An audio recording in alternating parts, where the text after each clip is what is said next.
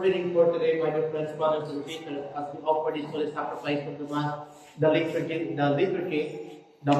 liturgy, the Saturday of the Blessed Virgin Mary. So the first reading for today is taken from the book of Prophet Isaiah, chapter 7, verses 10 up to 15. In the first reading, the Word of God is telling us that God chose time for particular time according to His plan and purpose.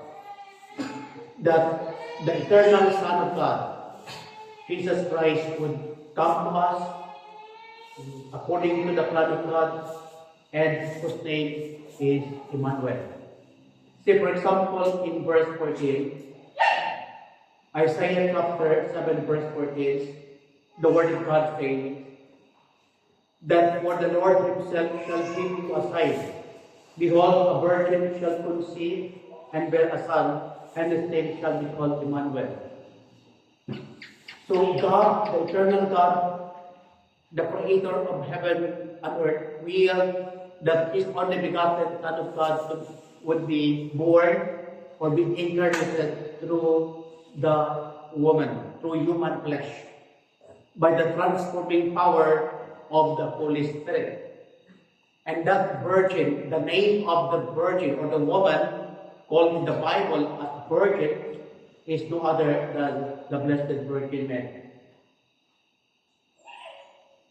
Therefore the Lord Himself shall give you a sign, behold, a virgin shall conceive and bear a son, and his name shall be called Emmanuel.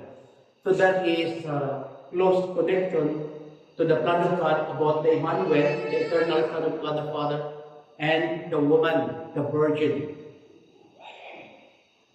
So, gitawag mo siya kung mag-ina.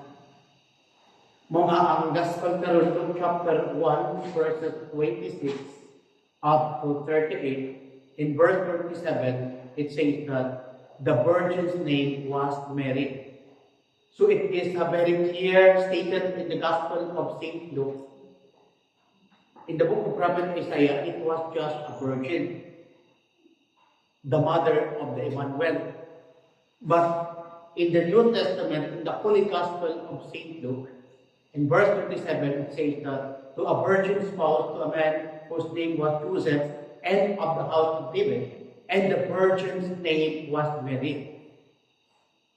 So it is a very clear statement that the mother of the eternal Son of God is truly the Blessed Mother Mary.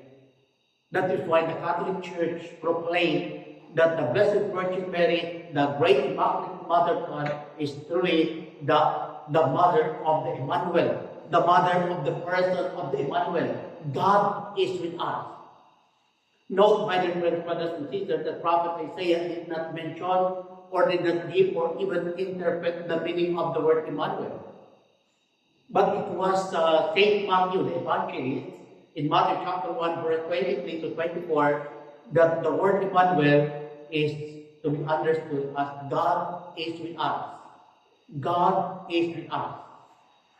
So the word Emmanuel, God is with us in the Blessed Sacrament, in the presence of the Word of God, while the Word of God in the Holy Scripture is read, proclaimed, and explained to the people, then Jesus is powerfully present, though invisible, but we can only see and recognize the Holy presence of Jesus through the eyes of our faith.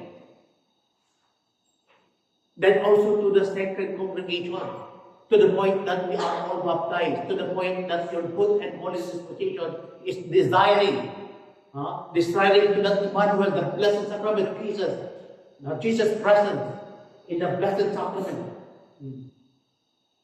So the Emmanuel is also present in you, to the sacred congregation,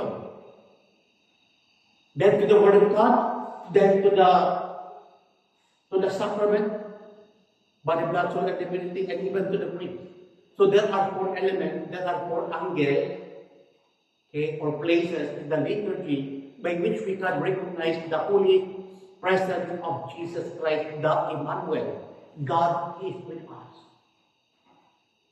Manangat, every time we offer the holy sacrifice of the Mass, we encounter the fourfold presence of Jesus. From the priest, from the Word of God, from the altar, the Holy Eucharist, and to the people. Matthew chapter 18, verse 20 says that, where two or three that gather together in my name, there am I in the midst of them. So as we come together today in this first Saturday of the month, we are offering this Mass as to commemorate the Immaculate Heart of Mary, on how the Blessed Virgin Mary, called by God to be the mother of His Son, and how the Blessed Virgin Mary responded to that divine call to be the mother of Jesus Christ, the only begotten Son of the Father, the only Savior of the world. How? Now, if we try to meditate and contemplate the spirituality of the Blessed Virgin Mary, she is always discerning what God wants her to be. Discernment. Then the angel Gabriel said, Hail, full of grace, the Lord is with thee. Ave Maria, gratia plena, Dominus tecum. Kuya ko siguro, no, gusto nga mag-hear sa mga tubangan ba?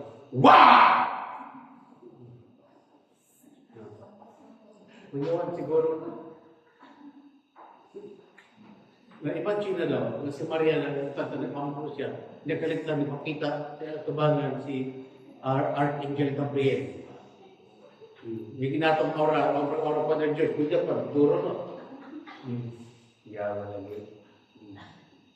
Now, atong tanawag karong examination unta ang proclamation ni Saint Gabriel to the Blessed Virgin Mary.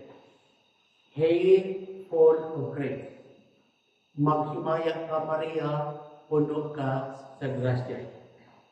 Okay?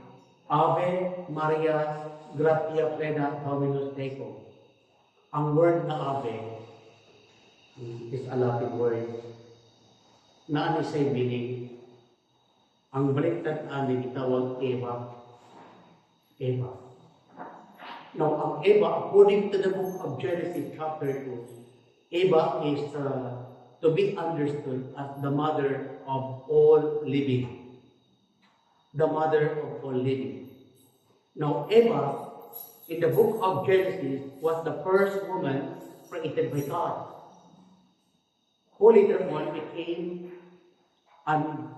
disobedient and rebellious to God the Father's will. Naimo siyang disobedient woman. Because prior to the Ten Commandments that God has given to Moses, prior to that, there was already one single moral commandment that God has given to Adam and Eve. What was that moral commandment? Do not eat. Once you eat the forbidden tree or even to touch, then you will be committing sin and you shall all die. That's according to the command of God in the Old Testament. Now, out of curiosity of Adam and Eve, instead of following the command of God, do not eat, but what they do is they ate donut. Ingon na Diyos, do not eat. Si Adam siya ate donut. So diha ang konsepto sa sin of disobedience and rebellion against God. Munang gitawag original sin. Anang tao nakasala, damay-damay na. Tungod sa donut. Munang careful mo sa donut. Gusto mo ng donut tayo. Do not engage premarital sex before marriage or sexual intercourse outside the sacrament of marriage. Isa na matawag na do not eat. Okay, na yung mga moral tradition. Now, karon, nahimong disobedience si iba. Okay. Now, when Eve or Eva listen carefully to the devil, to Satan personifying serpent or snake. Ang sa ignong sabihin. Eva! Ang sa'yo mag-ihin mo diya, tanong ang ganyan, Oya. Iwan si Eva na, tanong lang. Lindot mga ugkain yung mga Oya, hindi kayo tanong. Yun ang diba. Nga, gibawalan na mo na sa Ginoo. Lamig na. O, gibawalan din. Ang sa may Ginoo, kung mukaan makasala din. Kung bisa mong hikap, then mamatay. Ang Ginoo sa yawa, dili na tinuod. Ang tinuod mo kini. Kung makasuon mo niya na ma-apply yung sa labutan, makailan mo kung sa'y tama o mali, kung mahimong mong sama niya, mahimong mong Diyos. So, karon tungod atong istorya sa Bible, si Eva karon nagkaroon ng ambisyon. Wow! Ana na yun! Nindot ka ini. Mahimong tang Diyos. Tama niya. Mahimong tang gamanan. Pero tika mo na mag-ilag na siya. Moto nga, mikaon si Eva. Na pagkaon anak ni Eva karon, kaon siyang mansanas. Wala man sa Biblia mansanas. Ang pagkaon niya, nagpalak-palak na Eva! Ano yan? Ano yan? Nikaon ba ka sa gidali na mansanas? Tama ba ito? Batang gidali, forbidden fruit. Yan si Eva, wak mangkot. Wak mangkot si Eva. Yung siya nga, ay, kanak mang bitin. Ikaw, Adam, ikaw ba?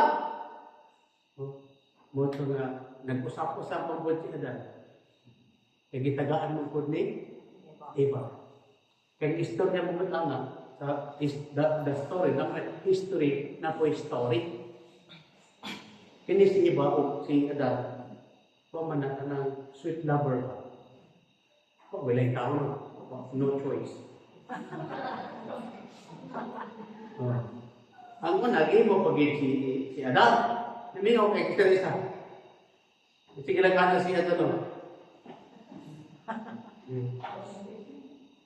Lonely, you are so lonely. Abot ang Ginoo. Adam! Kumusta? Malipayon ba ka? Inon siya, malipayon man. Malipayon. Moto, gipatulog sa Ginoo si Adam. Nga gipahagugod. Then ikuha sa Diyos ang isa ka tadyang. Isa tadyang sa Biblia. Gusto. Naghihimong sa Diyos o babae. Eva ang kawag niya kay gikuha siya gikan sa kilid sa lalaki sa walang nakit. Pag human naghimong karon sa babae, gipukaw sa Ginoo si Adam. Adam, bumangon ka! Pagbangon ni Adam, nakita niya si Eva porting lupa. So, wow, men! Wow, men! Dia nag-start ang woman. Hindi ko masih, wow, men! Wow, ganda babae ito. Ganda. Moto. Porting lipayan niya na, hindi ka rin siya ang pagka-guwan. Mukhalip pa yung babae ito. Kanta na siya malipayon. This is the day, this is the day of the Lord. Ang mga charismatic. Lord ba? Moto nga, adlaw gabi mag-date sila dito sa Paradise of Eden. Malipayon sila kayo. Buntay kayo sila, kamot. Sorry dito sa Paradise of Eden. My place of love cannot be broken. Nagkindi kong maiba. Buhara ko sila. Now, niabot ang punto na gigutom na. Gigutom mo ingon si Eva, kay inahanlan siya sa babae, sa kadalilang kaagad, kay mga itong pagkaroon. So, ang pangita, ang kuha ni Eva mo, ito lagi, ang forbidden fruit.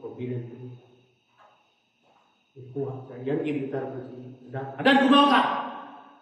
Dili ko. Kay bawal na. Alam ko yan, bawal yan.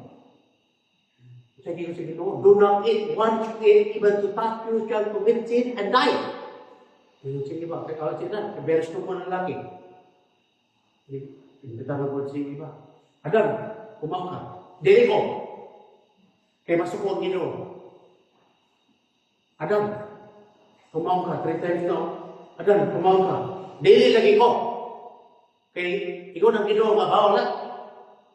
Adan, kumaon ka dili. Dili ko. Kung di ka kumaon, dili ka kadulo ko niya. Hadlok si Adan. Hindi padulgod si ang asawa. Ang ikaon si Adan. Moto nga, kaon pa siya. Adan! O sana! Gidalit din na paglulok. Dali na tulog. Nabulunan mo na ngayon ang Adam sa ako. Manang ang lalaki na ay Adam sa ako. Dahil sa babae, gidalit-dalit mo nagkaon. Lulok, oy, bala ka! Nahibong, liburot ang iyong lughan. Liburot, mawag-pusin mo. Kung baka ako liburot. Manang babae na yung baka mawag-kibok-kibok. Sa kapungot, nakasupot sa Ginoo. Adan, iba, magpusay na kami. Dahil kayo po. Adan, nga nang ikaw nung nasa gitna ko daw. Ingon si Adan, di man ako Ginoo, si iba. Wala mo dawat, wala mo po si iba nga nakasalat siya. Kanang babae, kung ihatag mo, nahirugan. Iba, ano kayo mo kitang si Adan? Dili ba na ako Ginoo, awitin man? Wakpad mo dawat, huwag mo si iba mo na, pag makasalat, pero mo tayo, pasapasa. Di mo dawat to. Ang Adan niya po na iba gikan ng kaliwala. Kasala, di mo to. Na, ang bitin mo ay ako sa gila. Mo ito, bitaw ang Diyos. Tin. Dahil mo tin? Bitin mo. Magpusay ka din. Nga nang kitintal pa rin mo sa ibang siya. Ingon ko na bitin na yawa. Huwag man ko magtintal na ng Ginoo. Usa nga yung liwat. Nag-suggest lang. Kaya temper, may sa temper, user, liar, deceiver. Nakasukot sa Ginoo dito sa paraiso sa Eden, naman ito ang kirog. Guardia ba? Nagbulit sa pada ng sikat. Galing. Nakasukot na gipikas na itong bitin. Namang yawa. Uy! Putol. Ang kapitas, dihatag niya sa lalaki. Muna ang lalaki na ay in. Ang babae na ay di. Muna ang babae na ay ang lalaki na ay di. Diyan po ang bitin. Putol, ang bitin. O na siya, ang story ang ano na ay sa original sin. Sunod ang bitin.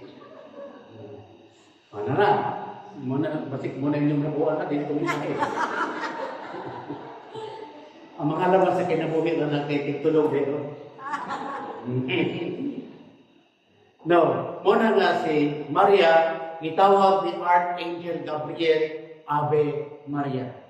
Ano man kay si Santa Maria, siya ang gitawag ko New Eve, ang bagong Eva. Baliktad din sila kay ang unang Eva disobedient to God's will. When Eve answered to the devil, or say yes to the devil, now what happened?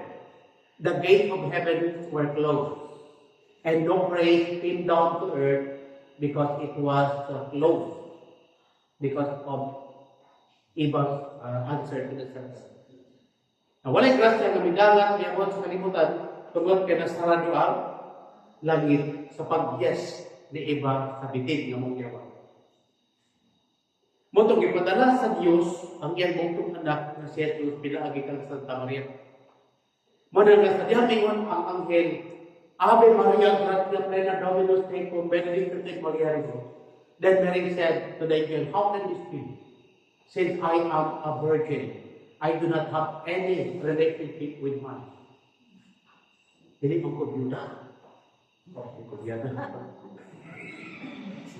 Wala mo ko'y bana. Ko'y uyang. Saan na? Now the Archangel Gabriel in verse 25 answered, the Holy Spirit will come down upon you, and the power of the Most High God will overshadow you, and the Son to be born of you shall be called the Son of the Most High. And he shall become great after the pattern or kingship of King David. Karon, Mary, after all the messages that delivered by the Saint Gabriel was becoming clear to the mind, heart, mind, and soul of the Blessed Virgin Mary, and moved by the grace of God, Mary humbly responded to the divine call, to the divine will, plan, and purpose, et ancilla Domini, fiat mihi secundum verbum tuum. I am the handmaid of the Lord, let it be done to me according to the word.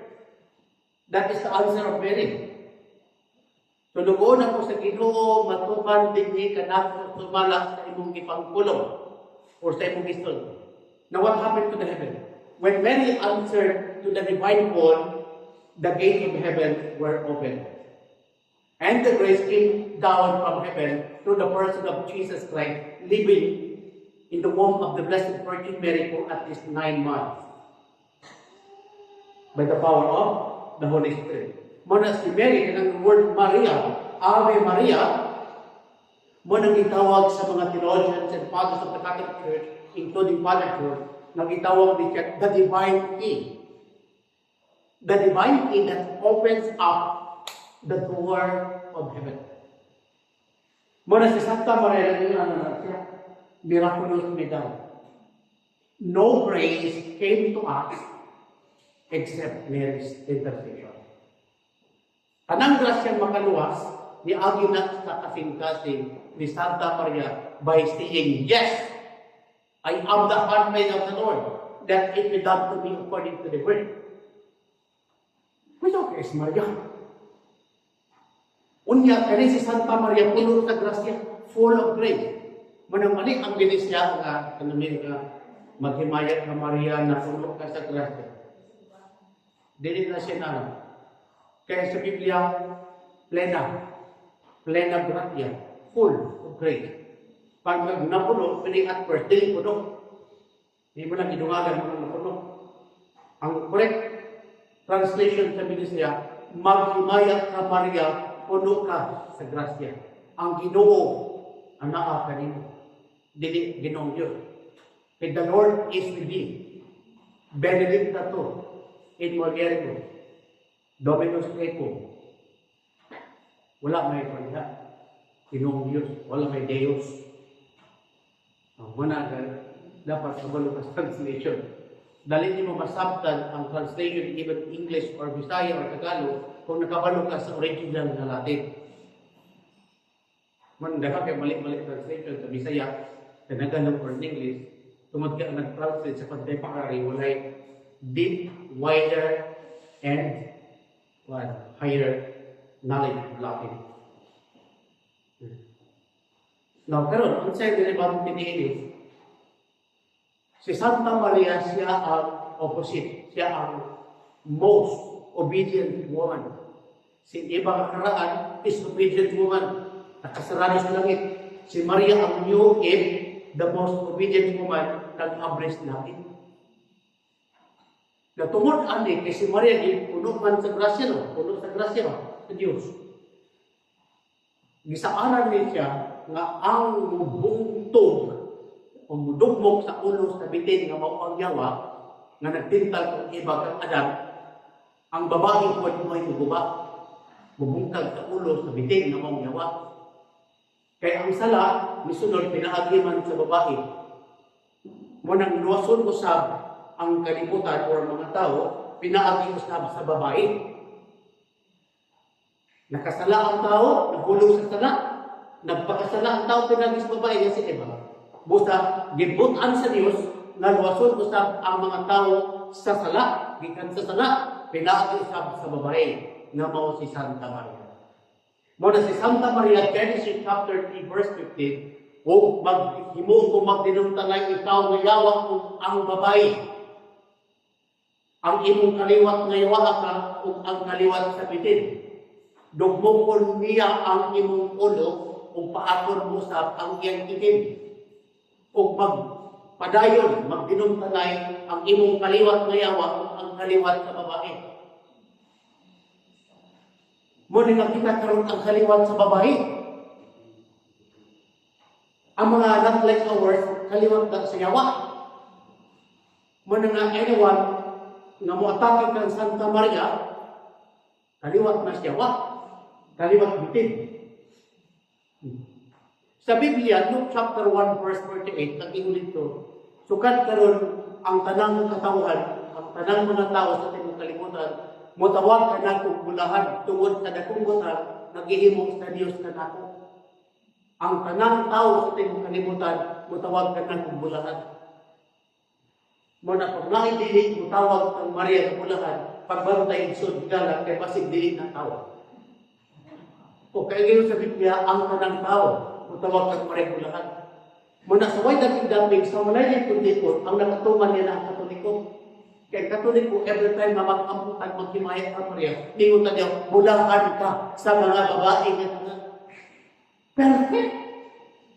Munang yawa, suko kayo sa mga nagrosaryo. Muna ikaw, sabi ka, bakit ka? Nakakatawa.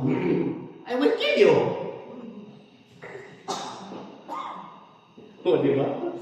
Ako matawag sa Biblia, mga iso, di dala, na ang yawa, suko. Suko kahit babae. Muna, pag mag-deliverance ka, mag-exorcisan, suko, ang yawa mo. Suko yun. Kaya wala na suko, man siya wala sa babae. Natawag mo man mo si Santa Maria. So, kinatong kaliwat ni Santa Maria, ang kaliwat ni Jesus Christ. Munang suko po siya. Narao, sa verse 17. Apocalypse chapter 12, verse 17. Et eratos est draco in moliere, et abliet facere religiumcum reliquiti 70 eius, qui custodiat mandata Dei, et habent testimonium Jesu Christi.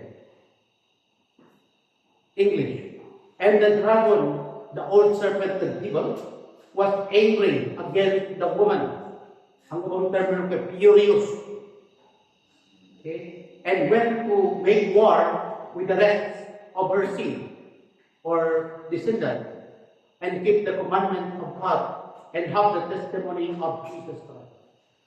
Muna nga ang yawa, ang karaang biting, no, si Satanas, suko kayo, kumot kayo sa babae na mga si Santa Maria. Ug ang tanang kaliwat mga anak na Santa Maria, suko ug kumot ang yawa. Munang itorture na itong mga tao na naa sa iyahang kalooban tungod sa sala. Tungod kay suko kayo ang yawa sa babae. Mutong gitintang na si Eva, ug gitintang po niya si isa may gitintang. Pero si Maria, wala kay mabasa sa Biblia na gitintal si Maria sa yawa. Wala kay mabasa si Jesus gitintal 40 times. Pero sa Biblia, wala kay mabasa na si Maria gitintal sa yawa. Nga naman, hadlok kayo ang yawa kang Maria. Pag tawagan mo si Santa Maria, ang Biblia may mga tawagon na po ninyong babae. Ayaw. Managkapangitan mo dali sa second session. Simple naman ito kung gamit ng technique. Ave Maria naman ito. Ikuman ng the name of Jesus, I command you. Pray the Ave Maria, then get out. Sa mukha man, dili man ang pasok yun. Pray the Ave Maria, then get out! Narinig. Yan naman, very powerful ang Ave Maria. Muna nga, i-memorize na natin nyo ha? I-memorize na natin yung Ave Maria. Manang-nindot kayo mag-amot ng Ave Maria. Na naman, ang tiber mag-torture. 21 times. Pag-amot ka, berta, amay ang agaling mag-himay kay Maria kung sa grasya. Hindi, pero malatos. 1. Magtagalog ka. Abagin ng Maria na pupuno sa grasya. Hindi ba, bang! One strike, one praise. Pag mag-English ka, Hail Mary, full of praise. Hindi ba, bang! Pero mag-Latin ka, Ave Maria, gratia, play ka. Bang! Kasi sa may table mo, pagigit. Puspusan ka po yung mamamit. Mara nga ang wish ko ba? 1:21. Very secret, very good ang atin. Consecrated sa language. Manang Ingrid, Jesus Nazareno. Nazareno, like Eo di Oro. Jesus of Nazareth, King of the Jews. Jesus na taga Nazareth nun, hari sa mga Hudyo. O manang Ingrid sa crucifix. Manang mahadlok ang Bible down ng crucifix. Manang puti na kayo matanong. Tabunan mo na nila ang doon. Makakita niya po naman. hindi ba man na? Ang magay ko ng sporto. Hoy, ikaw niya! Ikaw kapo! Ikaw pa na! Ngayon ka mo yung Ginoo! Talawan! Tabangan ko! Na, kung labi, ilagan na rin. Tapos pag Ginoo, ang Holy Spirit na bakit ko rin. Klaro na tayo lang nagtulog niyo ito ng kumanda dito. Halata tayo. Punto ang inspiration kay simple lang, mag-offer kag misa. Kaya diha sa misa, ang sakripisyo ni Kristo sa krus, gi-destroy, gibundo sa Diyos, pinaagi, kahalad, sakripisyo ni Kristo sa altar sa krus. Punto ang misa. Kaya ang katawan, maduong na po, kanang katawahanan, pamilya ko, anak. Kaya dili na karoon na, nagpay mga pasyente, inana, kanang katawahanan, kaya na po, kuyawi, ang commander lang ito. Pinood yun. Buto ang tambal, misa. Pero ang liturgy, ito most precious blood. Oh. Mato, nung pagkahuman sa misa, i-offer, wala, kami mo na lang. Pwede naman, di ba? So, pinagay ang misa. Kaya actually, pwede lang, di ba? Manang, we fight not for victory. Again, we fight not for victory, but we fight from the victory of Christ who won on the cross. Manang, kung kabalo kita sa kapagto, dili kita mahalo. Yan naman, daw kita. Lugera.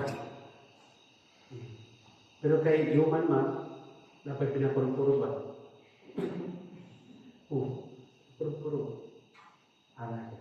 Manala, ang punto na ito kay for Saturday morning. Uban sa panabang ni Santa Maria, ang inahan ng ulay sa Diyos, na mapuno ito sa grasya pa. Okay, puno guys, grasya sa Santa Maria, no? Mananga, wala ang temptation siya. Ikadul, kay imakulit man siya. Imakulata. Walay sala, walay buling. Ipanapukon siya nga walay buling sa tala. She is completely free from original sin. From the contamination of the original sin. Mary was completely free. Manamag-ampo si Santa Maria kanatong tanan. Siya man nga itong intercessor. Na mapunog po tayo. Siya man nga pray the rosary every day. If you can say it in Latin, then that is good. Excellent. Hindi na kay good. Excellent yun. Hina-hina lang. Sa kanlaw ka, memorize ka ng Paternoster. Sunod na Ave Maria.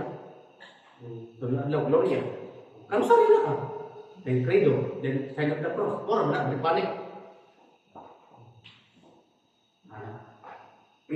Pag mag-rosaryo pag-ikaw ko sa gingon sa kalibro, author, na you just like a one army or an army approaching to hell. Gira ba? Pag isa lang ka. Pero pag nag-pray ka with the family or with the community, like a battalion or infantry of soldiers approaching hell, doing combat against the evil and all its satanic armies. Mas importante nga naapot siya kay communal engagement or dimension. Participation. Not po kay individual devotion or not with community. Yes, akong experience sa deliverance and exorcism. Kanang 9 of holy angels from the holy choir of seraphim, cherubim, thrones, dominations, powers, virtues, principalities, archangels and angels, guardian and holy angels, hidden with Saint Michael, the archangels, the prince of the heavenly host. That is very powerful. Kung nasing ikaw chapter, ang 9 parts of holy angels, magkubad mo, then it was Saint Michael na magpili siya na kada choir nga isa. Pati daghan naman ang choir. Liba, seraphim, cherubim, throne. So, kada choir, magkuha sa isa ka angel, ihatag sa mga. So, mo ito'y magkubad-ubad sa imuha kada daw. Mana nga, lindot kayo na siya na devotion. Maning inbog mo, waste all tayo. Ang bigwat na torture. Na naman, yatakan mo na si Michael. Hindi ko sige pag-grocery, kaya pag-apo din mo sa chocolate, no? Na mo ko'y Maria man ang nature ko na manay tulog Ave Maria. So si Santa Maria ang Queen of all angels, na siya dito. Puspusan din ang mga demonyo.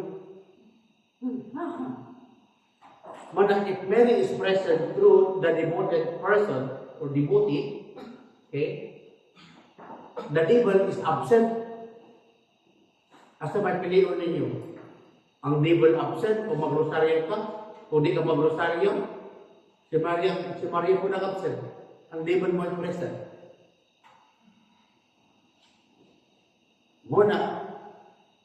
Mananindot ang first Friday of the month, o first Saturday month, kay makatuog mo mga lecture, mga sermon, mga homily, ngayon ang flavor. Pag nag-seminar ba? Yun, nag-seminar rin, kagagantag. Una, magagantag daw sa pagtulog.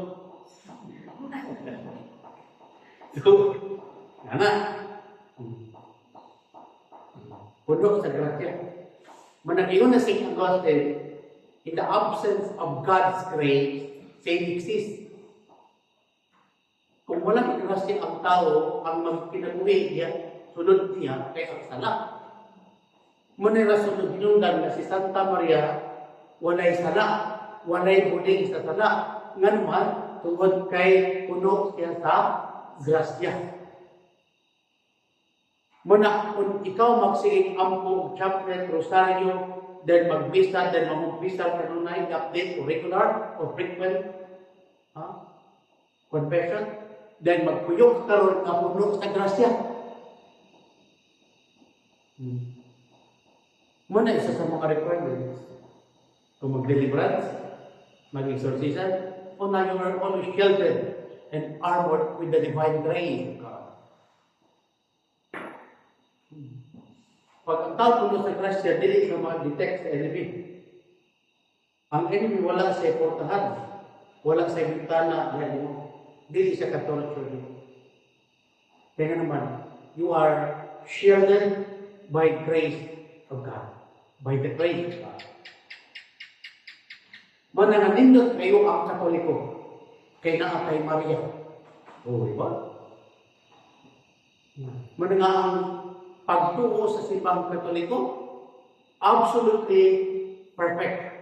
Absolutely sumumbunong. Good Judas ka. Excellent. Good faith, di na kay good.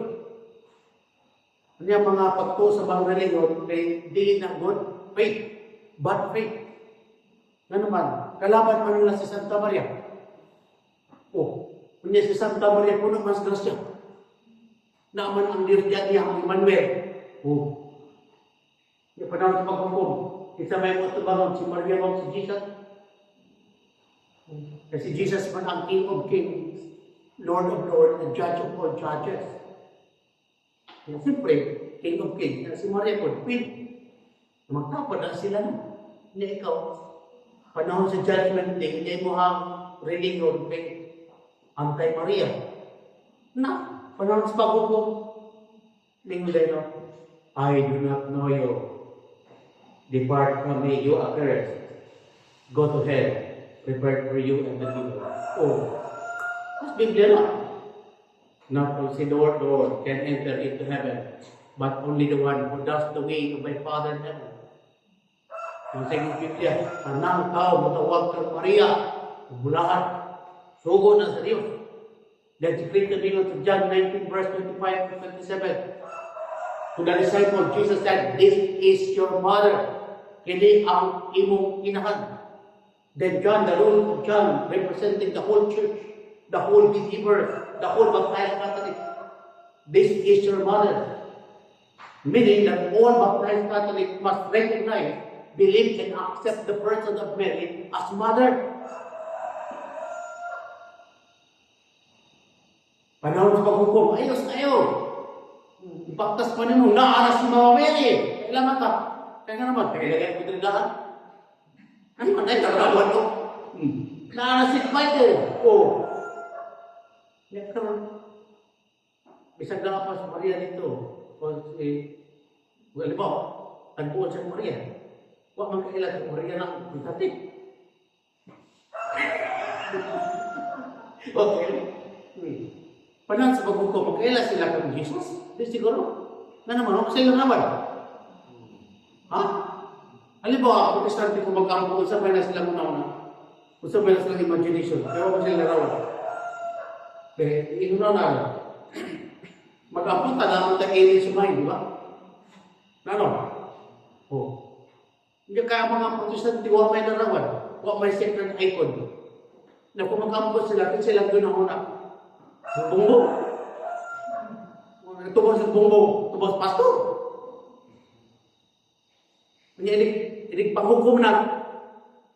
Matubang mga kag-Jesus.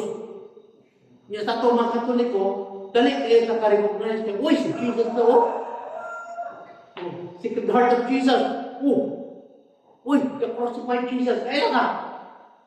Ano nga, namatay na naman. Uy, si St. Benedict. Uy, si St. Antonio! Kailan kita kayo ng kasantos? Sila, waman.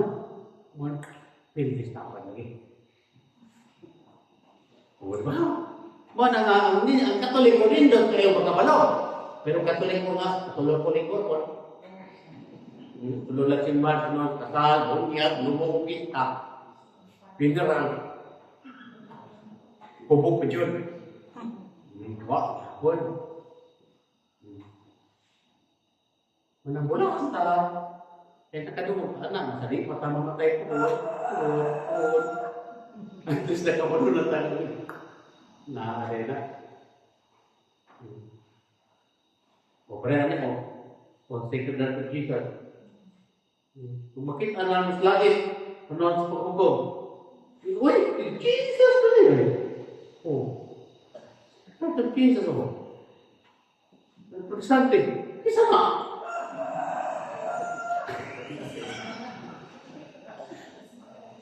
Practical yun. Bisag panggaan siguro sila no? Hindi kailan. Kaya naman, wala na, larawan. Mga Grato sila niya po. Nga, ingon may ko ano, ni Pope Agathon the First, Saint Agathon the First, na pray with a heretic. He is also a heretic. So, yapo na to sila, night time na yapo. Ng pag-rosaryo, pwede sila. Pero mato ka sa grupo sa mga heretic, na mag-ampo ka dito po na problema. Pero kung sa imong pag-rosaryo, sa imong pag-chaplet, yapo mo sila, mo na purpose, ganun na i-reparation. Kung yapo, pasko na to, na ano to. Heretic. Nombre Padre, et Filii, et Spiritus Sancti. Amen.